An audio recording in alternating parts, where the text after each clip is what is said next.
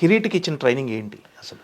So first అతనికి tough training అంటే నాకు తెలిసి అతని ఎక్స్ప్రెషన్ మార్నింగ్ లేవడం ఒకటి, రెండోది నాన్ వెజ్ మానేయడం చెప్పడం. ఓకే.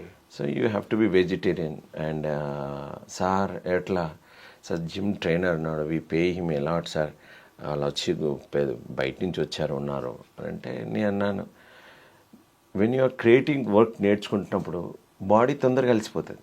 మామూలుగా ఫిజికల్ ఎక్సర్సైజ్ చేస్తే శరీరం అలసిపోతుంది, అలసిపోతే మనసు కూడా అలసిపోతుంది. నీకు యాక్టింగ్ ట్రైన్ ఎక్కడ నడుస్తుంది? సో దానివల్ల పనికిరాదు. సో ఫిజికల్ ట్రైన్ కూడా ఆపాలి.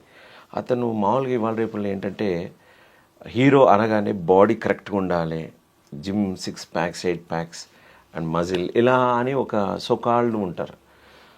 అది తొందరగా అర్థం చేసుకొని ట్రైనింగ్ ఆపేసినాడు. Sir okay sir 21 days, but meat ఎందుకు సార్ వద్దన్నారు మా ఇంట్లో. బట్ ఐ సెట్ మాంసం తింటే శరీరం గట్టి పడుతుంది, వెజిటేబుల్స్ తిన్నాం అనుకోండి ఫ్లెక్సిబిలిటీ ఈజీగా అవుతుంది. దెన్ 3-4 days తర్వాత తనకి తేడా తెలిసింది.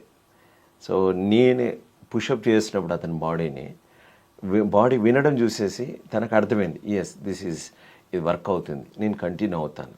సో అట్లా రిజల్ట్ చూపిస్తూ పోతున్న కొద్దీ అతనిలో ఉత్సాహం పెరిగింది. సో దాట్ వే ఈ గాట్ ఎ ఇంట్రెస్ట్.